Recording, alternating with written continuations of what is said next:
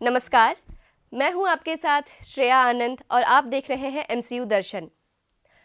वर्ष 2023 में मानव सेवा के क्षेत्र में पद्मश्री से सम्मानित उमा शंकर पांडे जी आज हमारे बीच उपस्थित है। हम आपका बहुत बहुत स्वागत करते हैं सर। बहुत धन्यवाद। हम आपको बता दें कि खेतों में जो छोटी छोटी कियारियाँ बनती है उसे हम मेड़ कहते हैं और मेड़बंदी जल संरक्षण से ही सर को पद्मश्री से सम्मानित किया गया था। सर आप हमें बताइए, हमारे ये जो दर्शक है वो जानना चाहते हैं कि ये जो जल संरक्षण की विधि है ये आपकी प्रेरणा स्रोत कहाँ से रही है?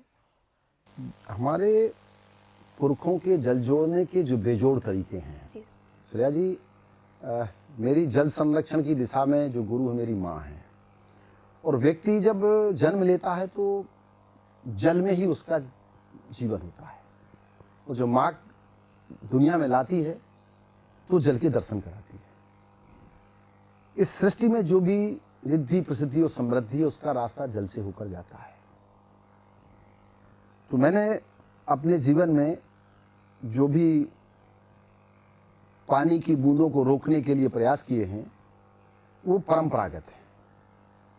ऐसी विधियां जिन पर किसी भी प्रकार का कोई प्रशिक्षण की जरूरत ना हो, इंस्ट्रूमेंट की जरूरत ना हो, अपना फावड़ा, अपनी कुदाड़ी, अपनी पुरानी बांस की डलिया लेके कोई भी व्यक्ति इस मेड़बंदी कर सकता है। सर जैसा कि आपने कहा कि ये जो मेड़बंदी है वो परंपरागत है, तो सर इसमें जब हम इसके बारे में थोड़ा रिसर्च कर रहे थे तो हमने देखा कि खेत पर मेड़ और मेड़ पर पेड़। सर इस वाक्य का अर्थ क्या है? आज से हजारों साल पहले जब हमारे आदि पुरखे भोजन के लिए फल को छोड़कर अन्न की तरफ आए, श्री अन्न की तरफ आए, तो उन्होंने ये तय किया कि कहीं एक जगह ढूंढी जाए जहां अन्न उगाया जाए। तो अन्न उगाने के लिए इस पृथ्वी माँ के थोड़े थोड़े टुकड़ों का उन्होंने इस्तेमाल किया, उसको खेत बनाया। और अन्न के लिए जल की जरूरत होती है तो उसके लिए उन खेतों में एक दीवार बनाई, कच्ची दीवार बनाई उसी मिट्टी से, उसी खेत से मिट्टी ली और एक छोटी सी दीवार बनाई जिसे मेड़ कहते हैं। और फिर मानव ने सोचा कि इस दीवार में मुझे छाया भी चाहिए धूप से बचने के लिए, तो पेड़ लगाया। तो वो जो पुरखों की विधि थी फिर उसके फल मानव ने खाए और उस खेत से जो पैदा हुई फसल है, जो उसकी जो अवशेष बने बचे पदार्थ हैं जिसे भूसा कहते हैं हम, हाँ। वो मानव का जो दोस्त रहा है वो पशु रहा है। वो बैल के रूप में रहा हो, गाय के रूप में रहा हो या किसी भी रूप में रहा हो, तो वो मानव का दोस्त रहा है। तो जो कुछ मनुष्य ने खाया वही मनुष्य ने अपने मित्र को खिलाया। सर 1990 में जन्मी यह आंदोलन आज 30 वर्षों से चलती आ रही है। सर जब आपने इस मुहिम को शुरुआत की थी, इस मुहिम की, तो उस वक्त से लेकर अभी तक जिस मुकाम पे वो इस वक्त है, सर यहाँ तक पहुँचने में किन किन परेशानियों का सामना करना पड़ा? देखिए, जब आप कोई काम शुरू करते हैं तो कठिनाइयाँ स्वाभाविक है। और मुझे यह बताते हुए प्रसन्नता हो रही है कि जिस मेड़बंदी विधि को मैं लेके चला था और देश के उस समय के शीर्ष नेतृत्व से मैंने जब बात की तो मुझसे लोगों ने कहा कि अरे old technology, new technology, dam, river, मुझे हतोत्साहित किया गया। फिर भी मैंने छोड़ा नहीं उसको। जब मैंने जलग्राम बनाया तो लोग हंसते थे कि अरे वह जलग्राम बना रहे हैं तो सूखा राहत नहीं मिलेगी। लोग एक मूवमेंट के खिलाफ खड़ा हुआ। लेकिन ये पुरखों के जल जोड़ने के बेजोड़ तरीके, हम दुनिया में आज तक कोई वैज्ञानिक बादल नहीं बना पाया, बादल ला नहीं पाया, बादल फाड़ नहीं पाया, बादल को वापस नहीं कर पाया।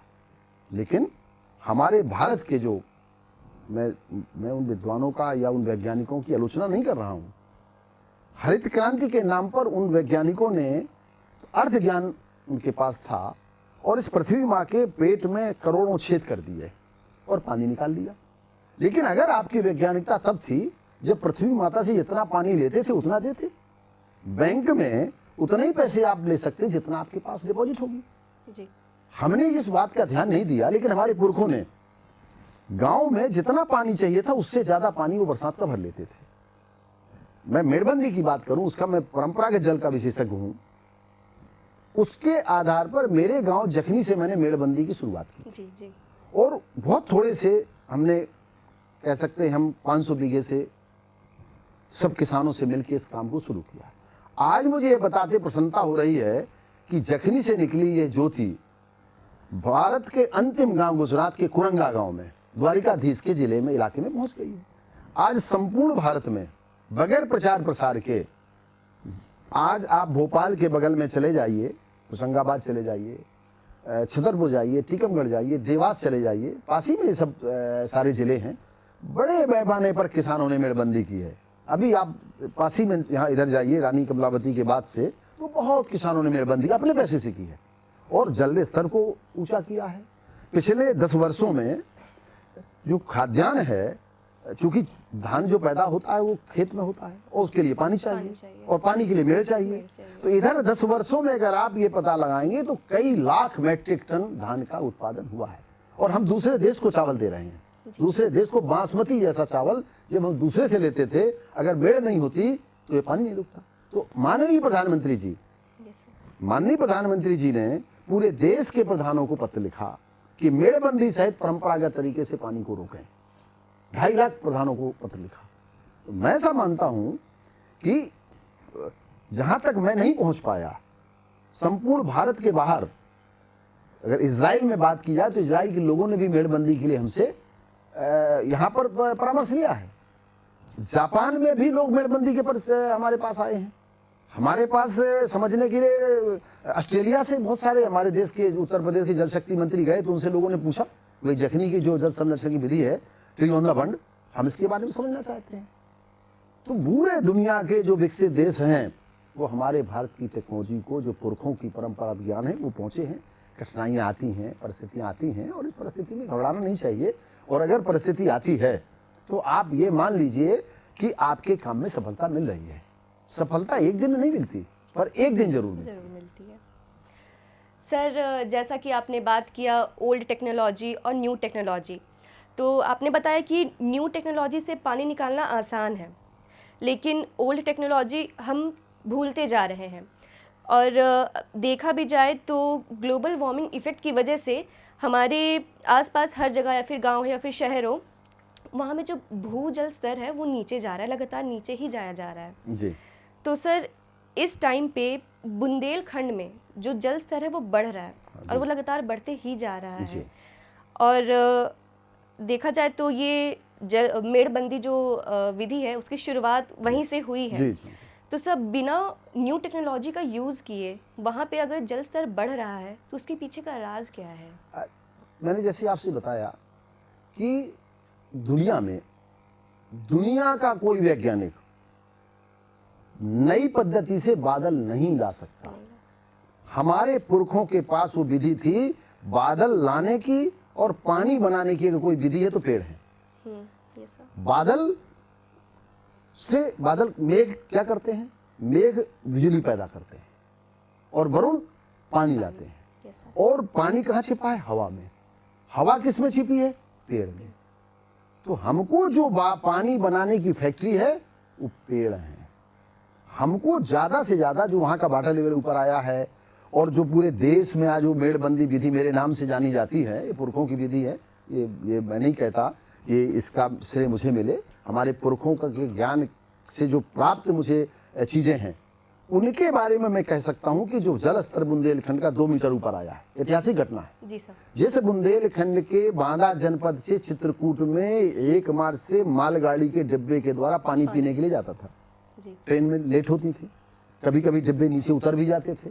आज प्रसन्नता के साथ ये कह सकता हूँ, नेट पे आप देख लीजिए, उत्तर प्रदेश की जो कृषि विभाग या जो खरीद समिति बनी हुई है उसमें केवल चित्रकूट मंडल के बांदा, चित्रकूट, हमीरपुर, महोबा की बात करें तो 200 करोड़ से अधिक का धान सरकार ने खरीदा है। 200 करोड़ रुपए से अधिक का। और अगर बुंदेलखंड, एमपी बुंदेलखंड की बात करें, पन्ना की बात करें, टीकमगढ़ की बात करें, क्या कहते हैं, छतरपुर की बात करें, इधर दतिया की बात करें, इस इलाके की बात करें तो दतिया जैसी जगह में, झांसी जैसी जगह में बासमती धान से चावल बनाने की 100 करोड़ की मिलें लगाई गई हैं। इससे बड़ा क्या परिवर्तन हो सकता है? जी। एक व्यक्ति निकला, कोई एनजीओ नहीं बनाई, कोई संस्था नहीं बनाया, कोई कार्यालय नहीं बनाया, कोई ऑफिस नहीं बनाया, 1 रुपए का अनुदान नहीं लिया, और आज भी मेरे पास बिजली नहीं लगी, ना पंखा है, न टीवी है, न फ्रिज है। हम पति पत्नी दोनों गांव में रहते हैं, और सारे अधिकारी देश भर के, जल वैज्ञानिक देश के बाहर के लोग आते हैं।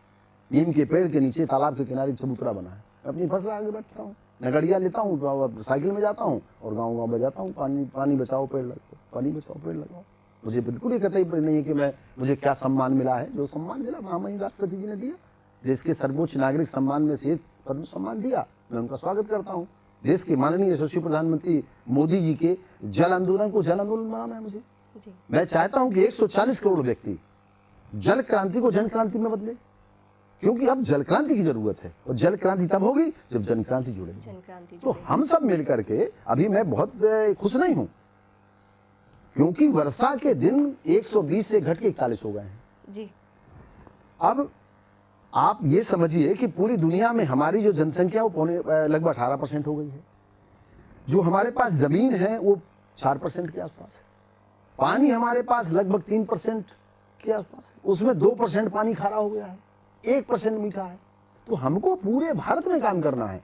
चेरापूंजी में पानी का संकट हो गया है, शुद्ध पानी का संकट चेरापूंजी में भी हो गया है।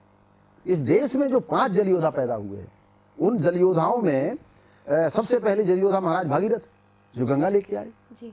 फिर जल योद्धा माता अनसुईया जो अपने तप से मंदाकिनी लेकर के आई। तीसरे जल योद्धा पैदा हुए महाराज भोज, जिनकी नगरी में बैठा हूँ, जो 65,000 हेक्टेयर का सबसे बड़ा तालाब महाराज भोज ने बनाया। फिर 5वीं जल योद्धा पैदा हुई, उनका नाम था महारानी दुर्गावती, जिन्होंने गोंडवाना में आदिवासियों के बीच हजारों तालाब बनाए। 5वीं जल योद्धा जो पैदा हुई, उनका नाम था महारानी अहिल्याबाई होलकर, जिन्होंने पूरे देश के सभी तीर्थ स्थलों में पानी के लिए तालाब बनाए। तो हमको सबको मिलकर के वो जल स्तर नीचे जा रहा है जी। और पानी का संकट भारत में नहीं है, दुनिया में पानी का संकट है। केपटाउन जो जहां हमारे गांधी जी वहां रहे हैं, और केपटाउन आज से करीब 30 वर्ष पहले, आपको याद होगा इस पुरानी जो हमारी पीढ़ी है, कि वहां क्रिकेट मैच हुआ था, और वहां की राजधानी है साउथ अफ्रीका की। उसमें 15 जून से इमरजेंसी लग गई पानी को लेकर के, वहां पानी नहीं है। एक आदमी को वहां 5 लीटर पानी मिले, 8 दिन में नहाओगे। ये केपटाउन नहीं है, ये भारत के लिए भी संदेश है। हमको बहुत सतर्क हो जाना चाहिए, और 140 करोड़ व्यक्ति को इस देश में पानी बचाने के लिए आगे आना होगा। साउथ उसमें पानी नहीं था ऑस्ट्रेलिया में, ऑस्ट्रेलिया पानीदार बन गया 10 सालों में। इजराइल में पानी का संकट था, इजराइल में थोड़ा सा पानी बरसता है, लेकिन इजराइल दुनिया को संदेश दे रहा है पानी दिलाने का। पानी का जो रिश्ता है मानव के साथ, वो जन्म से शुरू होता है। जब व्यक्ति पैदा होता है तो पानी से नहवाया जाता है, जब व्यक्ति का अंतिम संस्कार होता है तो पानी से होता है। जब आपके पुरखे चारों धाम की यात्रा में जाते हैं तो पूजा के से क्या लाते हैं? जल ही लाते हैं। जब आपके घर में कोई भागवत पुराण होती है तो क्या निकलता है? कलश यात्रा निकलती है। पानी का जो जल का है, वो जल का केवल हमारे धर्म में, केवल हिंदू सनातन धर्म में ही महत्व नहीं है, सभी धर्मों में पानी का आदर किया गया। जैसे अगर आप बात करें, चर्च में जाएं तो होली वाटर से आपको स्वागत होगा। आप जैन मुनि कुछ नहीं रखते, लेकिन अपने साथ में कमंडल में जल रखते हैं। आप गुरुद्वारे में जाएं तो चखना जो कहा गया, प्रसाद जल प्रसाद कहा गया है। और हमारे जो इस्लाम के साथी हैं, वो मक्का मदीना जाते हैं, पवित्र तीर्थ अपने स्तर जाते हैं, तो उसको उन्हें क्या पवित्र करता है? अबे जमजम का पानी उन्हें पवित्र करता है। तो दुनिया में कहीं किसी संस्कृति में देखो, और जो प्राचीन सबसे पहले यातायात का साधन क्या था? पानी था। सबसे पहले प्राचीन चिकित्सा क्या है? जल चिकित्सा है जी। ये बिजली काहे से बनी? पानी से बनी। ये घड़ी काहे से आई? मिस्र में सबसे पहले घड़ी बनाई गई, तो मिस्र में जो घड़ी का निर्माण हुआ टाइम का, वो पानी से हुआ। जो माप आया वो किससे आया? पानी से आया। और ये आदमी जब पागल होता है तो क्या कहते हैं? पानी खत्म हो गया मस्तिष्क का। जब आदमी को सर दर्द करता है, भयंकर बुखार होता है, तो क्या करते हैं? भैया एक गीली पट्टी रख दो। जब पेट दर्द करता है, गुनगुना पानी दे दो। तो जल का जो, और ये कंप्यूटर जो आया, अभी शोध हुआ, computer is a water liquid, पानी से बना है। मेमोरी जो होती है, शक्ति जो याददाश्त है, वो पानी से। जैसे आदमी के मस्तिष्क का पानी खत्म हो जाता है, वो पागल कह देते हैं। जब आदमी को ठीक करना होता है, उनके इसको पानी डाल दो। तो जब व्यक्ति अपने शिशु अवस्था में माता के गर्भगृह में रहता है तो पानी में पड़ा रहता है। और शरीर के अंदर 75% पानी होता है। सबसे ज्यादा पावर आंखों में होता है, तो सबसे ज्यादा पानी आंख में होता है। जिसकी आंख में पानी नहीं होता उसका अंधा हो गया। तो जो ये सृष्टि का जो मेरा अपना मानना है, जो पानी का जो बेटा पेड़ है, और इस पेड़ पानी की जो फैक्ट्री है वो पेड़ों में है। अगर आप नीम लगा दें, जामुन लगा दें, बरगद लगा दें, महुआ लगा दें, पाकर लगा दें, पलास लगा दें, तो ऐसे पेड़ पानी को बरसाते हैं और उनको पानी की फैक्ट्री उनके पास होती है। अब मैं जब जिस विधि को जानता हूं, मेड़बंदी की बात करता हूं, मेड़ पर ऐसे पेड़ लगाइए जो औषधि हो, छाया कम हो, उसके पत्ते गिर के खाद बन जाए, जैसे नींबू, करौंदा, सहजन, तुलसी, आंवला। इसके बाद आप औषधीय पेड़ लगा सकते हैं, तुलसी लगा दीजिए, उससे कोई जीव जंतु नहीं आएंगे। और आमदनी लेना है अतिरिक्त, अरहर की दाल लगा दीजिए, सनई लगा दीजिए, मूंग लगा दीजिए, तो ऐसे, और अपने हाथ से लगा दीजिए। तो ये जो, और जानवरों के लिए, अपने पशुओं के लिए चारा लगा दीजिए, ज्वार लगा दीजिए। तो ये जो मेरी विधि है, जिसमें आपको प्रशिक्षण की जरूरत नहीं है, ट्रेनिंग की जरूरत नहीं है। आज से हजारों साल पहले जैसे फावड़ा बना था, फावड़े में कोई परिवर्तन वैज्ञानिक नहीं कर पाया। कोई दुनिया का वैज्ञानिक फावड़ा बना नहीं पाया कि फावड़ा तरीका एक ही है, गेती का एक ही तरीका है, सब्बल एक ही जैसा है, हंसिया की धार एक ही जैसी है। हो सकता है वो लोहे की जगह चांदी का बना दे, हो सकता है लोहे की जगह स्टील का बना दे, लेकिन उसका तरीका पुरखों का नहीं बदल पाए। वो ऐसा फावड़ा नहीं लगे दे कि वो बिल्कुल अलग फावड़ा हो, मैंने तो नहीं देखा। नहीं।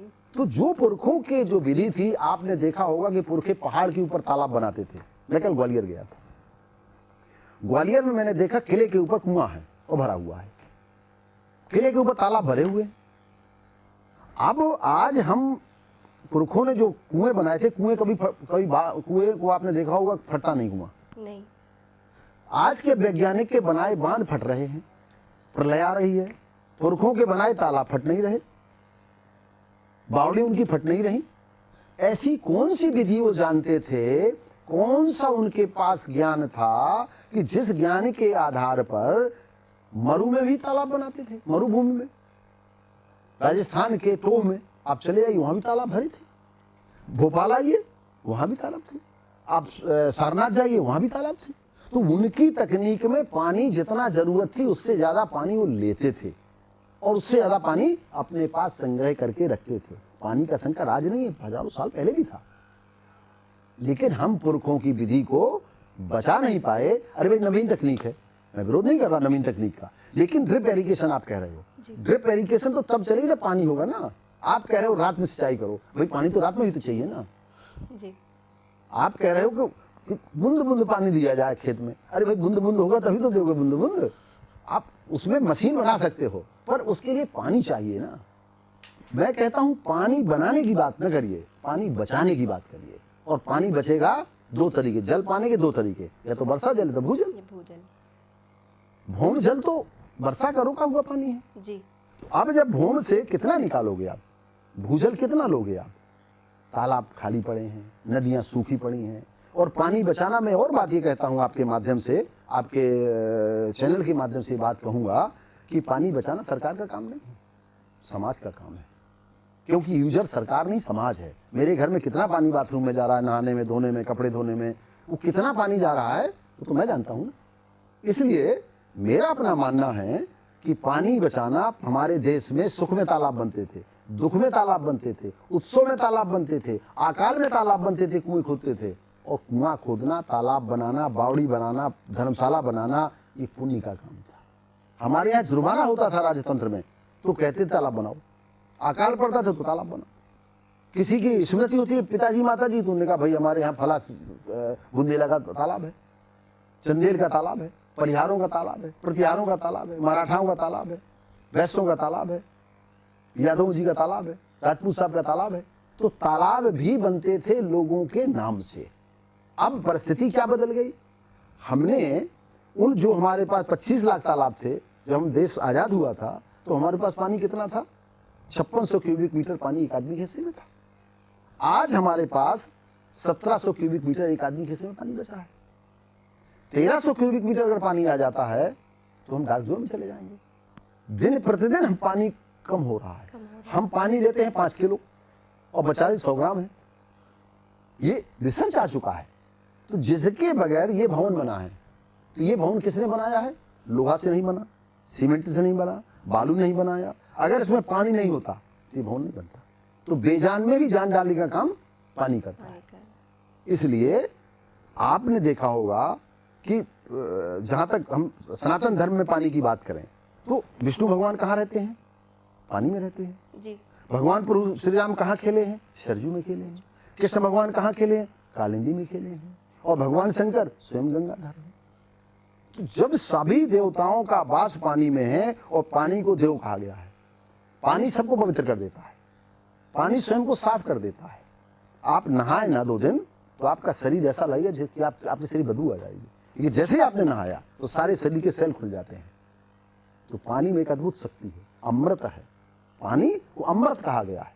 ये जो नदियां हैं ये दूध देती हैं हमको, जल नहीं है, दूध है।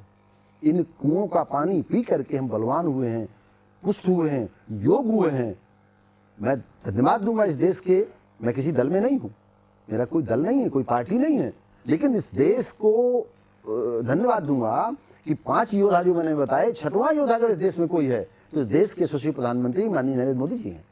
क्योंकि उन्होंने आजादी के अमृत महोत्सव में 75वीं वर्षगांठ के अवसर पर हर जिले में 75 तालाब बनवा दिए। ये बड़ा काम हुआ है। आप मन की बात सुने, सामाजिक सरोकारों की विषय की बात सुने, वो हर समय पानी बचाने, पेड़ लगाने की बात कहते हैं। और तमाम अनजान नायकों को ढूंढकर उनके पानी के, पेड़ के, सामाजिक सरोकारों के विषय की मन की बात में चर्चा करते हैं। मैं ये नहीं कहता कि मध्य प्रदेश में काम नहीं हुआ, मध्य प्रदेश में बहुत काम हुआ। मध्य प्रदेश के माननीय मुख्यमंत्री जी ने लगभग 300 से अधिक नदियों को पुनर्जीवित किया है। काम हुआ है, समाज ने काम किया है, लेकिन और काम करने की जरूरत है। ये काम केवल सरकार का नहीं है। हमें 140 करोड़ जनता को मिलकर के इस अभियान के लिए जल क्रांति करनी होगी, जन को जोड़कर। एक आजादी थी देश की आजादी, अब दूसरी आजादी है जल के लिए। जल के लिए चल, जल कोष है, जल धन है, जल शक्ति है, जल में ही जीवन है। सर, जैसा कि आपने कहा जल में ही जीवन है, और ऐसा कहा जाता है कि मनुष्यों को जल के साथ तालमेल बैठाकर चलना चाहिए। तो और बिना किसी प्रचार प्रसार के आपने इतने सारे लोगों को अपने इस मुहिम के साथ कैसे जोड़ा? आपने जो बताया कि प्रधानमंत्री ने अपने इसके बारे में लोगों को बताया, मन की बात से उन्होंने बहुत सारे लोगों को इसके बारे में बताया, लेकिन जब आपने इस मुहिम की शुरुआत की तो शुरुआती दिनों में जहां गांव में उस वक्त इंटरनेट नहीं होंगे, टेलीविज़न नहीं होंगे, तो उस वक्त आपने लोगों को इस आंदोलन में एक साथ कैसे लाया?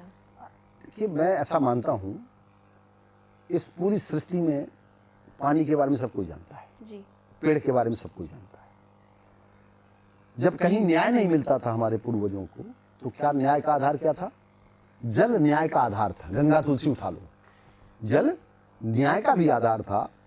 और इस मुहिम को जब मैं गांव से निकला तो मेरे मॉडल को 470 ग्राम पंचायतों में लागू किया। पहले कलेक्टर महोदय ने, श्री हीरालाल जी कलेक्टर थे। फिर उत्तर प्रदेश सरकार ने 1 लाख गांव में उसको लागू किया। नीति आयोग ने एक्सीलेंट मॉडल माना पूरे देश के लिए, और जल शक्ति मंत्रालय भारत सरकार ने कहा हर गांव बनेगा जखनी की भांति जल ग्राम। और जल जीवन मिशन जब आया तो उसके लिए मेरा गांव एक्सीलेंट मॉडल बना। हम नहीं कहते, जब आपकी साधना पक्की होती है तो ये बात पूरे देश में पहुंचती है। आपका खुद का उसमें कोई स्वार्थ ना हो, खुद किसी, मुझे नहीं पता आजादी के लिए किसने कहा था। जो लोग फांसी पे चढ़ रहे थे वो कह रहे थे मुझे पहले जाना है, मुझे पहले जाना है। तो ये देश की आजादी के लिए, देश को हरा भरा करने के लिए, भारत माता की सेवा के लिए, और कोई देश में प्यासा न रहे। जो पहला युद्ध हुआ था वो हुआ था काहे के लिए? भोजन के लिए, विश्व युद्ध। दूसरा हुआ तेल के लिए हुआ। तीसरा युद्ध जो होगा, ये देश के यशस्वी प्रधानमंत्री रहे भारत रत्न माननीय अटल बिहारी वाजपेयी जी ने ग्वालियर की भूमि में कहा था जब 13 दिन की सरकार थी कि तीसरा विश्व युद्ध पानी के लिए होगा। और हम कोशिश करें कि दुनिया में कहीं ना हो, लेकिन हम दुनिया के लिए तो काम नहीं कर सकते उतना अधिक, लेकिन भारत में तो हो ही नहीं। इस बात को लेकर के मैं उनके माननीय प्रधानमंत्री जी के जल आंदोलन को पूरे देश में जन आंदोलन बना रहा हूँ। मुझे नहीं पता सफलता मिलेगी नहीं मिलेगी, आप सब लोग कहते हैं कि सफलता मिल गई है, लेकिन मुझे ऐसा मानना है कि जहां सूखा प्रभावित राज्य हैं, ये मेड़बंदी विधि सब कोई, हर किसान इसको अपनाए। जैसे भारत सरकार की तरफ से मुझे सूचना मिली है कि अभी तो 10 लाख से अधिक किसानों ने इसको अपनाया है, जो मुझे पत्र प्राप्त हुआ है, जानकारी प्राप्त हुई है। लेकिन मैं मानता हूँ कि 50 लाख से अधिक किसानों ने अपनाया। छत्तीसगढ़ में मेड़बंदी अच्छी हुई, महाराष्ट्र में बहुत अच्छी हुई है, उत्तर प्रदेश में हुई है, मध्य प्रदेश हुई है, और क्या कहते हैं बिहार में भी है, राजस्थान में भी है। तो जहाँ सूखा प्रभावित राज्य हैं उनमें लगभग मैं जा रहा हूँ और ये अपना संदेश देता हूँ कि भाई पानी बचाने के लिए, पानी, खेत का पानी खेत में, गांव का पानी गांव में, घर का पानी घर में, जंगल का पानी जंगल में। तो और नदियां जो सूखी, उनका मुख्य कारण ये था कि खेतों से जो मिट्टी बही और वो मिट्टी जाकर के नारों में चली गई और नारों से वो नदी में चली गई, उसके जल स्रोत खत्म हो गए। अगर नदी को बचाना है तो गांव में मेड़बंदी करिए और गांव के जो नारे हैं उनको साफ करिए। नाले नहीं, नारे। हर नदी का निर्माण एक नारे से होता है, नदी का कोई अपना पानी नहीं होता है। और इस देश की जो 10,650 नदियां हैं, उनमें से इस देश के हर गांव के 2 गांव के बीच में एक नारा होता था। वो सारा बरसात का पानी इकट्ठा होकर नदी में जाता था। तो हमको अगर गांव को बचाना है, नदी को बचाना है, खेती को बचाना है, तो मेड़बंदी करिए और मेड़ों के ऊपर अपनी सुविधा अनुसार पेड़ लगाइए। मैं नहीं कहता कि ये पेड़ लगाइए, पर वर्षा की बूंदें जहां गिरे वहां रोकिए और पुरखों की विधि को परीक्षण करिए, पढ़िए, समझिए। क्योंकि पानी का जो सिद्धांत है, दुनिया में लोगों ने बताया, वैज्ञानिक ने, कि पानी नीचे की ओर जाता है, ये विज्ञान। लेकिन मेरा ऐसा मानना है, पुरखे कहते थे पानी ऊपर की ओर आता है। दुनिया में ये बात हुई है कि पानी नीचे की ओर जाता है, लेकिन पुरखे कहते थे पानी ऊपर की ओर जाता है। कैसे? सूर्य भगवान अगर पानी नहीं लेंगे तो देंगे कैसे? पेड़ में पानी कहाँ जाता है? पेड़ जमीन पे होता है ना। और फल कहाँ होता है नारियल का? 30 फीट ऊपर होता है, और वहां भी नारियल में पानी होता है। पानी जब बरसता है तो एक जैसा बरसता है, जैसी मिट्टी होती है ऐसा उसका स्वाद हो जाता है, वैसा उसका कलर हो जाता है। इसलिए पानी बहुत कोमल है। पृथ्वी माँ को बुखार चल रहा है पेड़ काटने से। जैसे हमारे शरीर में ये रक्त है ना, वैसे माता के लिए पानी रक्त है, अपने बच्चों के लिए पोषण करती है। हम इस पृथ्वी माता के पानी को निकाल रहे हैं, बहा रहे हैं बोर लगा करके। एक मेरी माँ कहती थी 100 ग्राम पानी में नहाया करो। 100 ग्राम का मतलब क्या था? तालाब में डूब के आ जाओ, 100 ग्राम पानी नहा लिया, और समर से में नहाओगे तो 100 किलो पानी लगेगा। तो पानी से प्यार करिए, पानी में अपनी तस्वीर देखिए, पानी को समझिए कि मेरे पिता इस पानी को पिए, मेरी माँ पानी को पिए, मेरे बाबा पानी को पिए, मेरा राष्ट्र पानी को पिए है। इसमें चित्र देखिए, भगवान का चित्र देखिए, और उसमें आपको सिद्धि मिलेगी, प्रसिद्धि मिलेगी, समृद्धि मिलेगी। तो जैसा कि सर ने कहा कि पानी बहुत ही कोमल है, पानी की बूंद जहाँ गिरे उसे वहाँ ही बचाने की ज़रूरत है। हमारे अतिथि द्वारा कहा गया ये एक बहुत ही सुंदर वाक्य रहा है। आज के शो में बस इतना ही। सर आपको बहुत बहुत धन्यवाद देते हैं। बहुत धन्यवाद आपका कि आपने मुझे बुलाया। आपके माध्यम से वर्षा की बूंदों को रोकने के लिए माननीय प्रधानमंत्री जी के कैच द रेन कार्यक्रम का एक जनता सुनेगी, और मुझे पूरा विश्वास है कि आपके माध्यम से जल संरक्षण की दिशा में एक अच्छा प्रयास होगा। बहुत बहुत धन्यवाद।